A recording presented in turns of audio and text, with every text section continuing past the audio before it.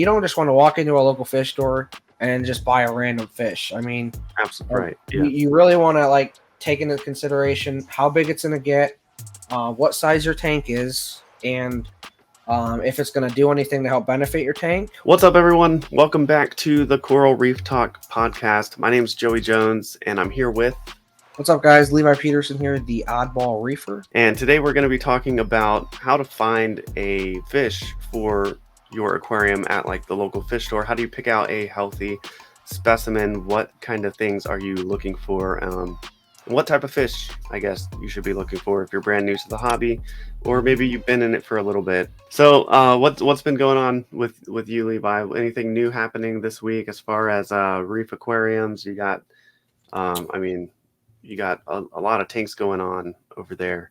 Yeah, I got 7 tanks right now. Okay. Many people don't know, but I took down the lagoon. Had a new idea going in my head. I love the lagoon. I loved all the corals I had in there. I still have most of them. But I also love fish, and I wasn't able to keep hardly any fish in there except for some nano gobies. And I mean, they're really cool, but I have plenty of other nano tanks, that I can house them in.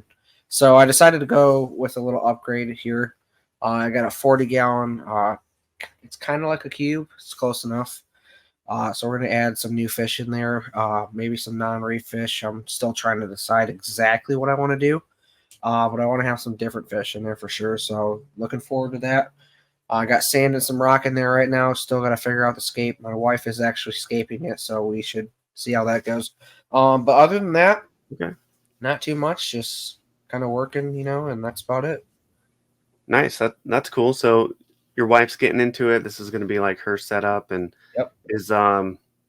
Is this new for her, or since you guys been in the saltwater, has she been setting up tanks and stuff? She's had a tank in the past. Okay. But it was a 10-gallon, and she likes the bigger pretty fish, So she'd like to have something else and be able to have some different kind of fish, because you really don't have as many options in a 10-gallon.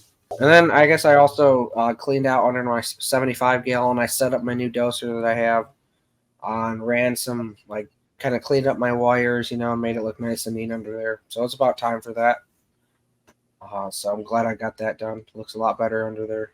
So yeah, cool. That's always good when you can get under there and get things organized, because I don't know, at least in my experience, it's like you get a new piece of equipment, you're excited to set it up, so you set up that pump or whatever, and then just the cords are everywhere. Yeah, and then for me, trying to figure out what one to unplug and which one's what, and you're trying to follow the cords to the pump and everything. I'm like, okay, I gotta change this. Yeah, and you're reaching around awkwardly trying to find it and stuff, and it's like, I'll clean that up one day. Maybe I'll do that tomorrow. But yeah, I ended up dropping one of my I have the Octopulse 2s from Reef Octopus for my wave makers. Okay. And I dropped one of the power supplies while it was plugged into the sump on accident. So what? I fried it. Yeah. Did not mean to do that. But that's so I gotta reach out to Coral View and get another little DC adapter or whatever they call it, power supply. And they're like $57. I was looking. What was that? They're like $57. I mean, it's insane. $57. Yeah, that's. I think I was showing you it. Yeah, it's just. Yeah. So. Yeah, and you're lucky it didn't cause a fire or anything, right? It's yeah, just, it smoked a little bit after I took it out, but yeah, unfortunate. Yeah. Got to look at the good side. I got it all clean under there. Yes, I do have to spend a little money to get another power supply, but progress. Yes. So. Well, that's exciting about the new tank. Not so much about the almost fire hazard. Yeah, exactly. But what's new with you? Got a fire shrimp in the tank. Nice. And you know where that came from. I do. But yeah, so I was a little hesitant from putting this in the tank because I have the 2-spot hawkfish, as you know. Yep. I put one in there in the past, and it went right for it, darted right for this blood red shrimp, and never saw him again. Yeah. So little hesitant about this little guy. And the first time, it's been a couple weeks now, but the first night we put him in there, Sure enough, the 2-spot goes right for it, and the kids are like right up at the tank. I'm like, don't eat this shrimp in front of the kids. Like, listen. They're like, oh no, look out. So I kind of had to like shine my flashlight at the glass, and he kind of swam away, and I kind of coaxed him over to the right side of the tank, started feeding the tank to get him away from the shrimp. Because my 2-spot loves to eat. That dude Yeah. is that guy's like the pig of the tank. But yeah, I came back a couple hours later and the shrimp was gone. I thought the worst happened, but luckily a couple days ago I found him. He's doing just fine. That's good. Still in the tank. He's found a new hiding place amongst all the rock work and everything. Yeah. So that's cool. But Yeah. another really exciting thing is I have started working on the 10-gallon tanks in my kids' room. So Yeah. that's going to become a video series here on the channel soon. Just putting things together, filming stuff, setting up the tanks. But I got live rock and sand from Tampa Bay Saltwater for those aquariums. And dude, that's like the best thing, the easiest, most like the simple setup for these tanks as you can get. Yeah, Like, it really is. Yeah, like instant cycle, like basically everything's good. Did water tests, 0 ammonia, 0 nitrite. I think the nitrates were around 10 ppm, so Nice. it's looking really good. Awesome. Yeah, super excited about the new tanks. So we're gonna have 2 10-gallon tanks up there. Got a few new things that I'll share at a later time in the 125. Nice. But yeah, it's been a pretty good week. So you got 3 tanks in the house now? 3 tanks in the house. Yep. Nice. Yeah, that's the most aquariums I've had in the house. In the past, I've had 2 75-gallon tanks. Yeah. But yeah, I don't know. I'm starting to add. Pretty soon, I'll have like 7 tanks. Maybe just like me. I need an 8th one though. You know, I like even numbers, so I have to figure out a way to put an 8th tank in here. Get one of those micro tanks, those little mini. Oh, that'd be a good idea. Yeah, I've been looking at those for so long and never really jumped on them. Yeah, Put like some sexy shrimp in there or something with like a mini maxi anemone. There you go. You could do that. Easy Ocean water Box tanks, Designs. Yep. Have you seen the one from Ocean Box? Yeah, those are nice too. And that then looks amazing. PW Customs or whatever, those are really cool. Mm-hmm.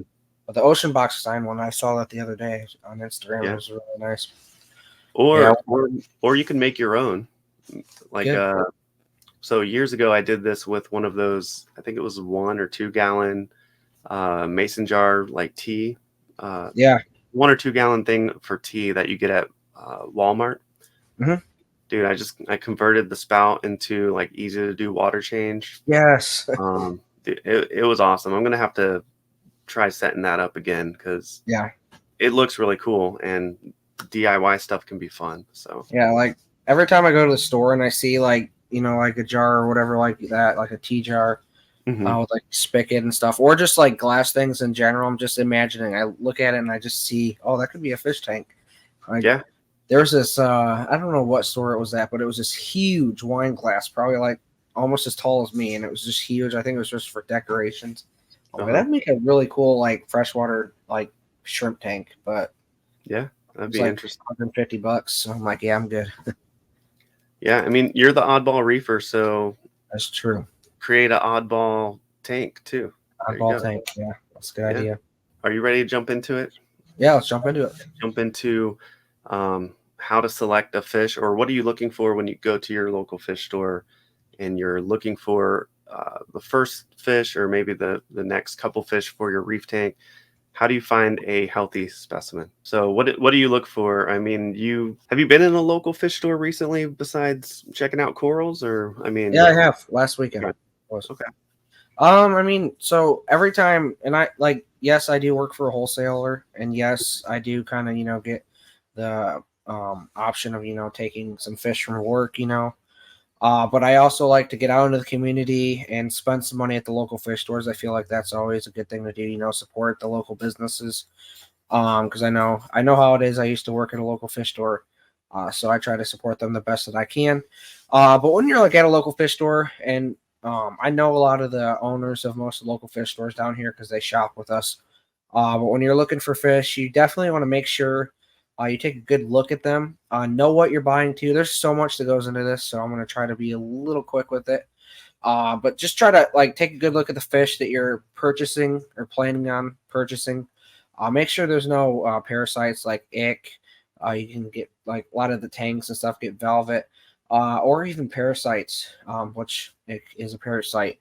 But just kind of take a good look at the fish. Make sure there's nothing funky going on with the fish. I know some people can be very quick about just, oh yeah, I'll take it, like without even like looking at it. So make sure you take your time, look at the fish, kind of observe it, and make sure everything's functioning properly to your eyes. And then obviously maybe even setting up a quarantine tank at your own house, especially if you have a super large tank, and the tank's been up for a long time. I would definitely recommend quarantining those fish before you throw them into your big tank, because you never know what you might be introducing. So I always recommend quarantining. With my tank specifically, a lot of the fish that I put in the 75 gallon, I like to leave at work. Our water's treated, so I leave them at work for as long as I can and then transfer them to my tank. The other thing you want to look out for, you got to be able to trust your local fish store. So make sure you're going to a reliable source. Make sure they know what they're talking about. And most local fish stores do.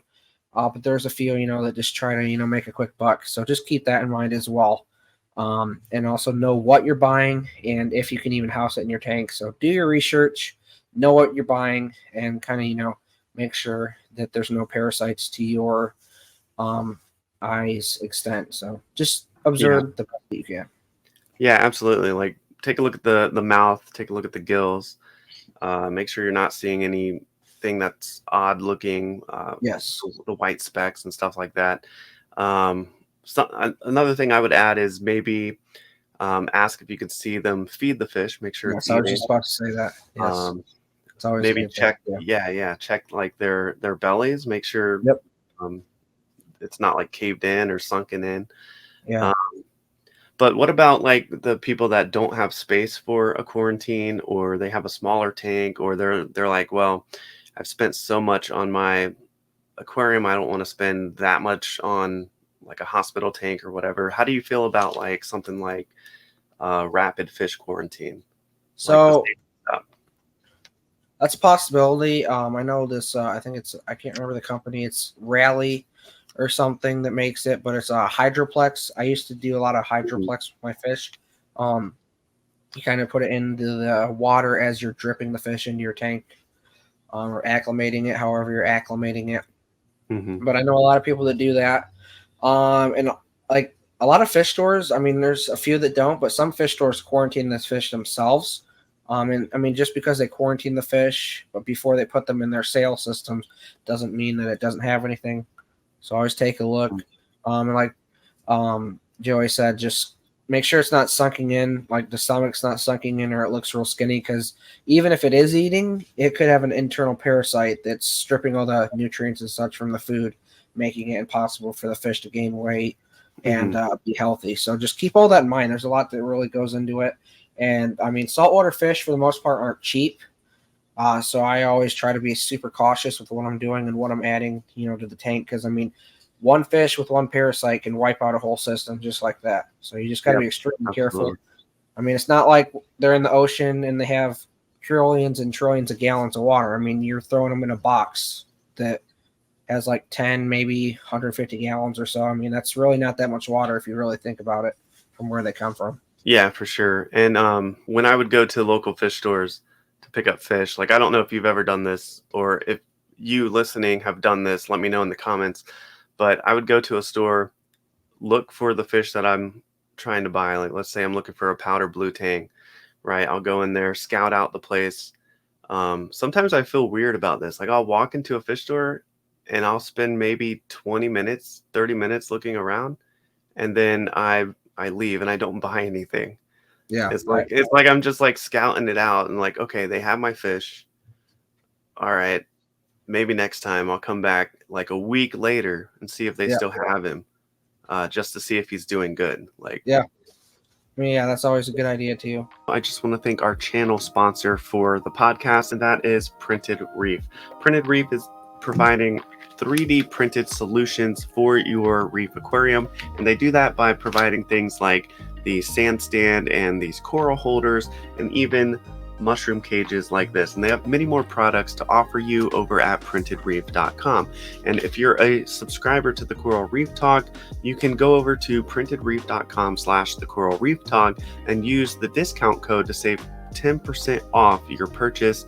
So you can use the code TheCoralReefTalk at checkout, and that is going to save you 10% off of your Printed Reef products.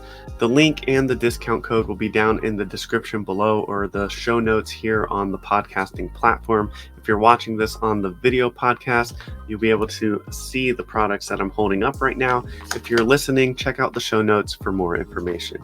Like I said, just make sure, and another thing that I like to do with my tanks, I'm setting up a tank while it's cycling. I try to start planning out exactly like what my plans are for the tank, what direction I want to go with. Because you don't just want to walk into a local fish store and just buy a random fish. I mean, absolutely right. Yeah. You really want to take into consideration how big it's going to get, what size your tank is, and if it's going to do anything to help benefit your tank, or if it's going to be like a predator fish or it's going to be aggressive. I mean, that all plays into factor. Usually, in my personal experiences, I always try to add the most aggressive fish towards the end of the stocking of the tank.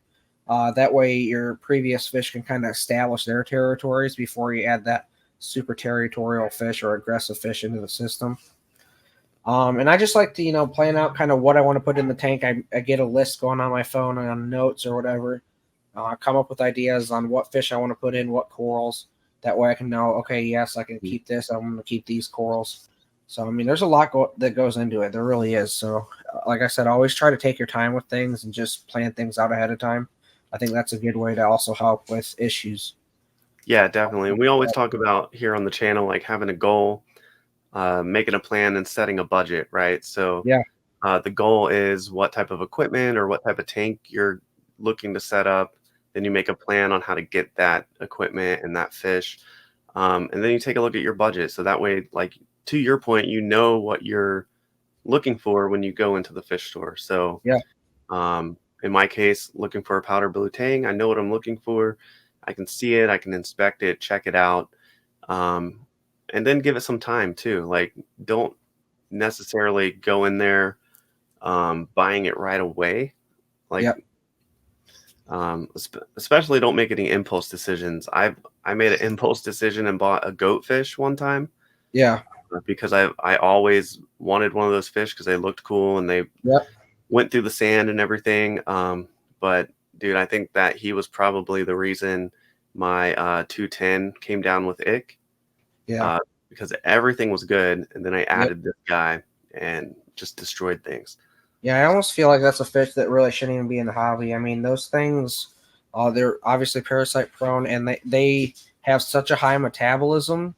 They eat constantly. They're constantly when they're sifting through your sand, they're looking for food. That's what they do for their whole lives. They eat.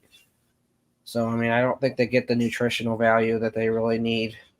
Because I mean, I know a few people that have had goatfish long term, but they always just end up dying off after a few months. So. Yeah, so definitely knowing what you're seeking out is definitely beneficial for you. And then, well, I guess knowing the fish before you buy them, you know what type of tank you're setting up to. So you're going to want fish that have a certain job in the tank, right? Yeah. So because you're going to get algae in the tank. So having fish that go after algae, not just fish that look nice, right? Get some fish that do a job, then get some fish that look nice, and then add your aggressive fish last, like you were saying. Yeah. And I mean, I get people all the time that are like, "Oh, I have a nano tank and I have algae. I can't put a tang in there. What do I do?"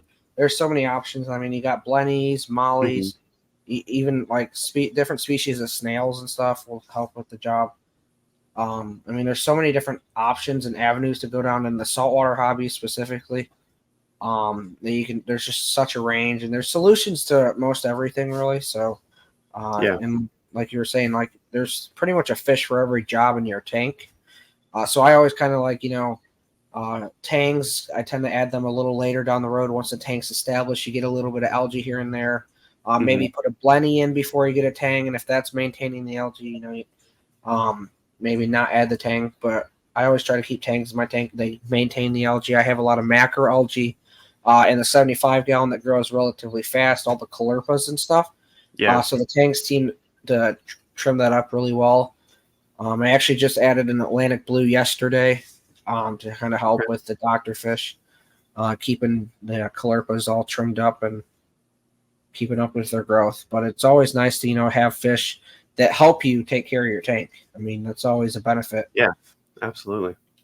So and you have some photos of fish that you wanted to pop up here on the screen? Yeah, let's bring them up. So what are we looking at here? So right here you got the long snout butterfly from the Caribbean. Unfortunately, I do not have this fish anymore. It actually died. My 75-gallon crashed a few months ago. We had the power went out midday. I'm not unsure why it went out, but it went out all day, and I wasn't able to get home in time. And the water was warm. Like the house was at like 95. It was insane. Oh, man, it's unfortunate. So I lost almost everything in that tank. I had this blue head wrasse lived, and then a yellowhead wrasse, which is in another photo, lived. And at that point, I just got to the point. I'm like, you know what? I love this Caribbean tank, but I'd like to, switch it up a little bit and add some new stuff. So I took the two wrasses out. They're super aggressive. Took those two out. And now I've kind of went with a different aspect of adding gobies, doing some gobies and some more docile creatures. There's the yellowhead wrasse right there. Just to, kind of give it a different look, add some new fish that I maybe wouldn't have been able to have with the aggressive wrasses like the gobies and such. Because every time I tried to add gobies, these wrasses would just shred them to pieces. So I was ready for something new. Unfortunately, that long snout butterfly, they're super rare. You hardly ever see them, and they're really expensive. So hopefully I'm able to acquire one of those down the road here again soon, because that was one of my most prized possessions. That was like the holy grail in the tank. So hopefully I'm able to acquire one of those down the road, but we shall see. And I have a chiller now coming, so that'll definitely help if I don't lose power. But I'm getting a generator here soon too, because I need to have one. I live in Florida. So, and with all these tanks, I got to do something. Yeah, absolutely. I remember us talking about a generator before. Yep.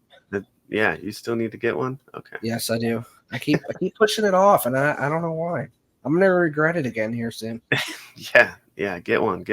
Yes. All right, so I have a new segment for us here on the podcast, and I wanted to do something fun. I don't have a name for it, so leave a name for this in the comments. But right now, we're going to go with AI or real life.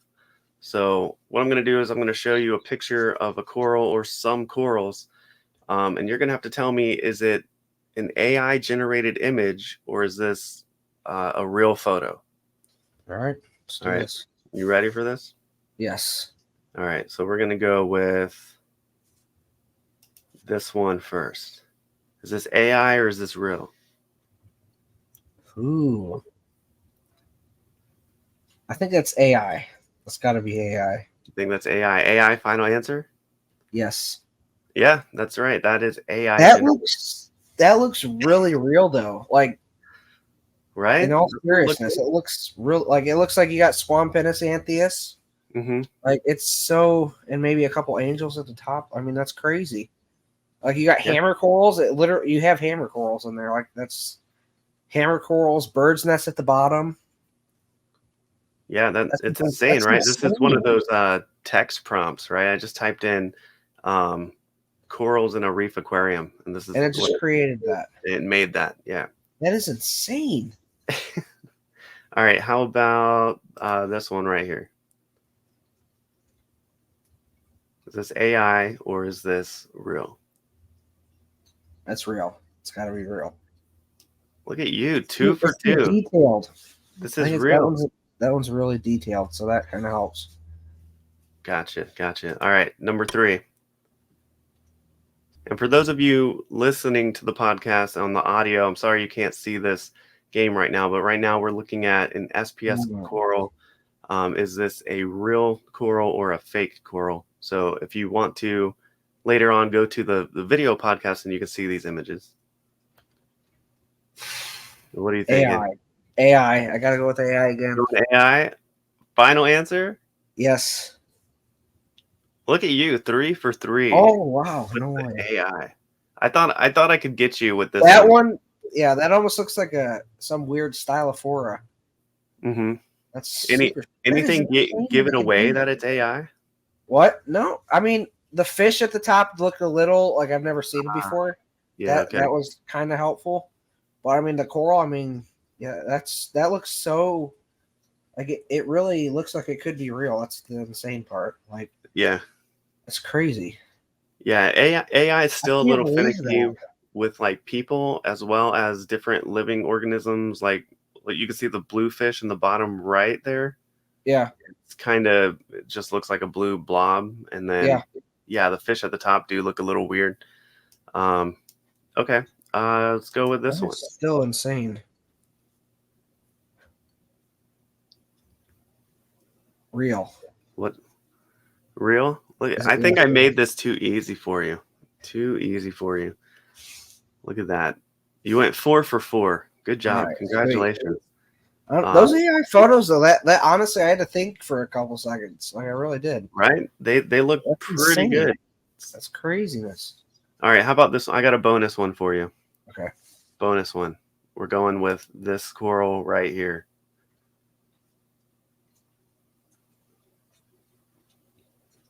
AI. AI generated. It's AI. Are you sure? Yes. Okay, you got it. AI. Look at that. 5 for 5. What gave this one away? Just because it's It's just so weird. I wish that was a coral. right? That'd be cool. It's like It's a like a weird bubble double coral. coral, yeah. Yeah. But I mean, it even had like if you look at the bottom right, or even like the bottom, it looks like there's a little Recordia there, and then maybe some Hmm. like Pavona maldivensis or whatever over there. That's crazy. Yeah, Like I mean, it's so detailed and textured too. It's just like it looks like it could easily be real. yeah, I mean the AI does a Ooh, pretty good job. I that's just crazy.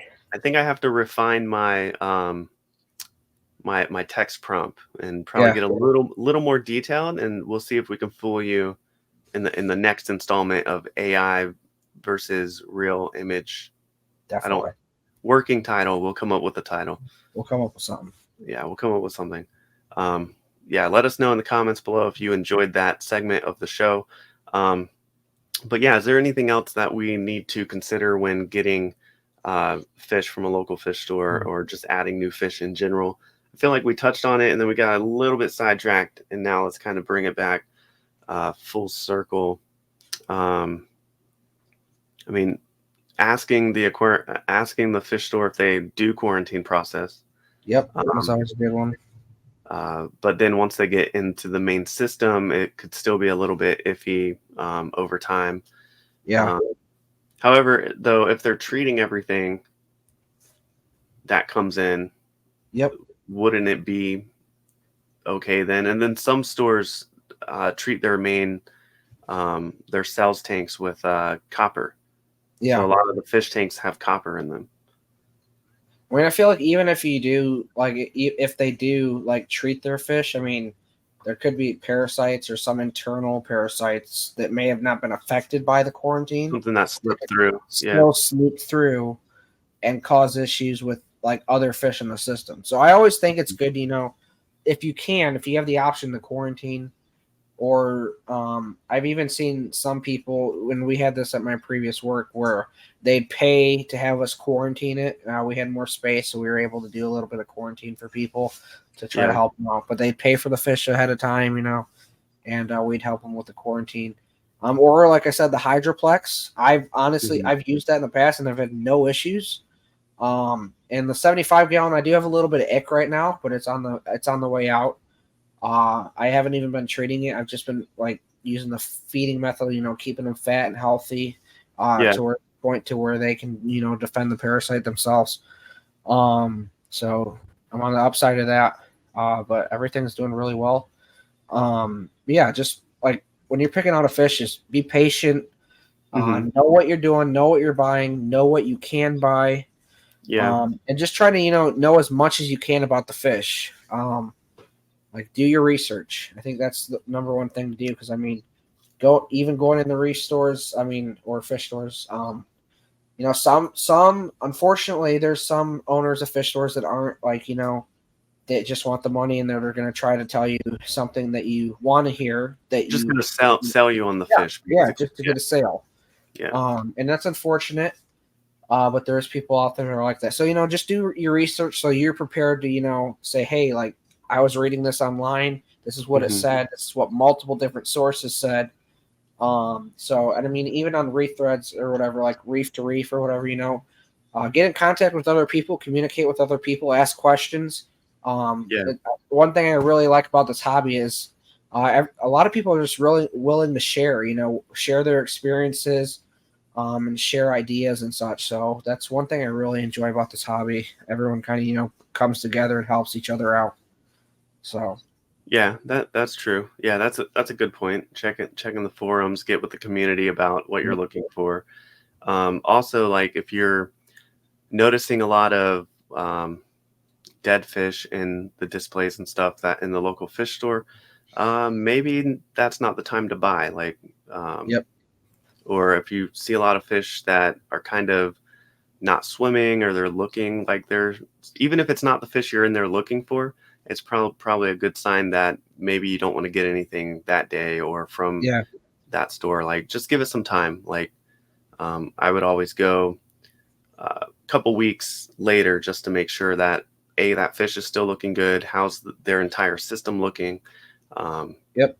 and yeah, look at other fish, make sure they're not showing signs of parasites or um, anything like that, and yeah, and then go from there and do your research. But I'm a big fan of safety stuff. um, Not a sponsor, by the way, but I do like the fact that there's two different parts that you go through. I have Okay. used Hydroplex as well, um, but this one you basically set up your part A dip, so you cut this off, put that in a Yep. bucket of water, put your fish in there for like 45 minutes, and then you run it in part B for 45 minutes or as much as you think that it needs. You don't go past 45 minutes, so you can go a Yeah. little less depending on how the fish is acting. But then from there, you can put it right into your tank. So there's some options for you out there if you don't have a quarantine set up. Um, but setting up a quarantine doesn't necessarily have to be super expensive. It can be a simple 10-gallon tank, depending on the type of fish that you're trying to keep. Yeah. Um, And I mean, I think one more thing is, I mean, if you are in an area where there's multiple different fish stores, I mean, from what I've noticed, like, traveling around all these fish stores, I mean, different fish stores specialize in different things. I feel like some fish stores or in general, like are better at keeping fish. They have a really good fish selection and maybe their corals aren't as great. There's a few fish stores out there that tend to, have like an A+ in all categories. But I definitely feel like different fish stores have kind of like their own personalities. I mean, there's certain ones even around here that really I feel like specialize in fish and they take really good care of their fish. Their fish are super healthy. I mean, yeah, they got corals, they look really good, but they seem to, really take care of their fish and specialize in that. So, I mean, if you have the option, travel around to different fish stores and I mean, kind of get a view at what each one does and kind of how they're keeping their fish. And I mean, if you see certain fish stores and their fish are healthier at certain fish stores, I mean, just kind of look around, be mhm. supportive to everyone and just try your best, to be in the area and check everything out. So just like I mean, really the biggest thing is just to be patient. Like, don't rush things. I feel like that's what gets you into trouble. Yeah, for sure. Especially if you see something that you're like, that might be a speck, or that might be something might be a little bit off, but it's just a Yep. little bit off, so I'll get it anyway. Yeah, definitely take your time. Be patient for Definitely. sure. Yeah. Um, so hopefully this podcast episode has helped you get some insight into what you're kind of looking for when you're traveling to those local fish stores trying to find a fish. And hopefully you guys learned something and had some fun with this whole AI thing that we tried to bring to the table today. But thank you so much for listening in on the audio version or watching here on YouTube, the video podcast. Thank you so much for liking, commenting, and subscribing here to the Coral Reef Talk. And we will see you in the next episode. See you guys.